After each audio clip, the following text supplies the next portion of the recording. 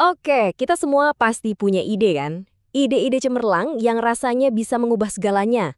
Tapi pertanyaannya, gimana caranya ide yang ada di kepala kita ini bisa jadi kenyataan?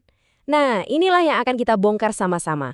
Gimana perencanaan dan misi bisa jadi cetak biru buat kesuksesan kita semua. Coba deh, renungkan sejenak. Apa sih yang sebenarnya ngebedain antara mimpi, sesuatu yang cuma kita angan-angankan, sama tujuan yang benar-benar bisa kita raih? Jawabannya mungkin lebih simpel dari yang kita duga. Ya, itu dia. Sesederhana tapi sekuat ini. Sebuah rencana. Inilah jembatan yang menghubungkan kita dari posisi sekarang ke tempat yang kita mau tuju. Tanpa jembatan ini, mimpi, ya, selamanya akan jadi mimpi. Yuk, kita mulai. Anggap aja misi kita itu kayak harta karun tersembunyi. Nah, buat nemuin harta karun itu, kita nggak bisa dong jalan asal-asalan, kita butuh peta. Perencanaan itulah peta kita, yang ngasih arah dan nuntun setiap langkah kita.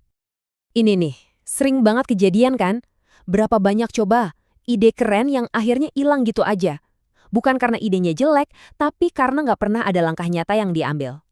Rencana itu yang mengubah kata seandainya jadi oke, langkah selanjutnya apa? Biar lebih kebayang, kita pakai analogi zaman sekarang deh.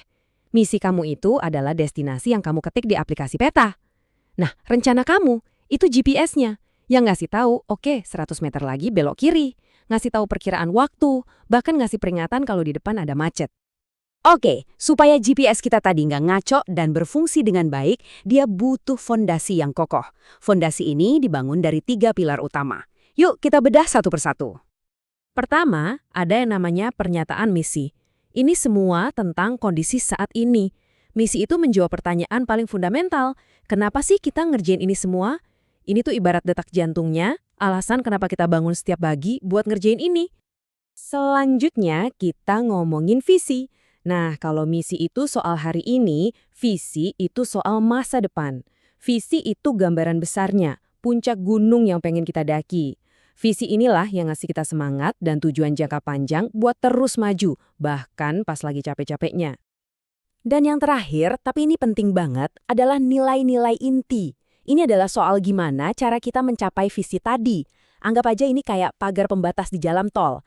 Nilai-nilai ini yang ngejaga kita tetap di jalur yang benar, memastikan cara kita meraih tujuan itu sama pentingnya dengan tujuannya itu sendiri. Sampai sini, kayaknya perencanaan itu solusi buat segalanya ya. Tapi, tunggu dulu. Apa benar selalu begitu? Sekarang, kita coba lihat dari sisi yang berbeda. Ada semacam paradoks dalam perencanaan yang perlu banget kita pahami. Di satu sisi, jelas banget rencana itu ngasih kita arah, bikin kerjaan lebih efisien, dan mengurangi rasa was-was. Tapi, di sisi lain, rencana yang terlalu kaku bisa jadi bumerang, bisa mematikan kreativitas, makan waktu dan sumber daya, dan bikin kita susah beradaptasi pas ada perubahan. Jadi, kuncinya adalah menemukan keseimbangan. Ini nih, salah satu kesalahpahaman paling umum. Banyak orang bikin rencana, terus dokumennya disimpan di laci, dan dilupain. Padahal, perencanaan yang benar itu bukan dokumen mati. Dia itu sebuah proses yang hidup, yang terus bergerak dan berputar. Siklusnya itu sebenarnya logis banget. Pertama, kita tentuin tujuannya mau apa. Terus kita bikin asumsi-asumsi soal masa depan. Dari situ, kita lihat ada pilihan jalan apa aja. Setelah pilihan terbaik, kita jalanin rencananya. Nah, kuncinya di sini. Kita terus-menerus lihat hasilnya, dievaluasi, dan hasil evaluasi itu jadi masukan buat perencanaan selanjutnya. Muter terus, gak pernah berhenti.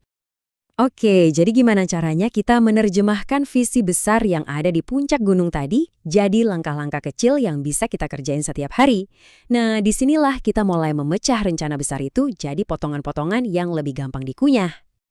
Begini nih cara kerjanya. Semua dimulai dari rencana strategis. Ini gambaran besar jangka panjang untuk keseluruhan perusahaan. Terus, ini dipecah jadi rencana taktis, biasanya buat per departemen untuk jangka menengah.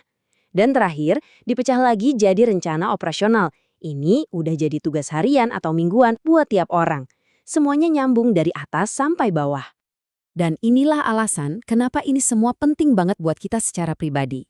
Saat kita sadar kalau tugas kecil yang kita kerjain hari ini adalah bagian dari sebuah gambaran besar untuk mencapai sesuatu yang luar biasa, pekerjaan kita jadi punya makna. Kita bukan lagi sekedar ngerjain tugas, tapi kita lagi membangun sesuatu. Kita sering banget kan, nunda buat mulai, nunggu waktu yang pas. Pepatah ini tuh kayak tamparan halus buat kita kalau nggak ada waktu yang lebih baik dari sekarang. Jangan sampai 20 tahun dari sekarang kita nyesel karena cuma berangan-angan. Mulai tanam pohonmu hari ini. Petanya sudah ada di tangan Anda. Sekarang bolanya kembali ke Anda. Bukan besok, bukan minggu depan, tapi hari ini. Apa satu langkah kecil yang akan Anda rencanakan untuk mulai mengubah mimpi Anda jadi kenyataan?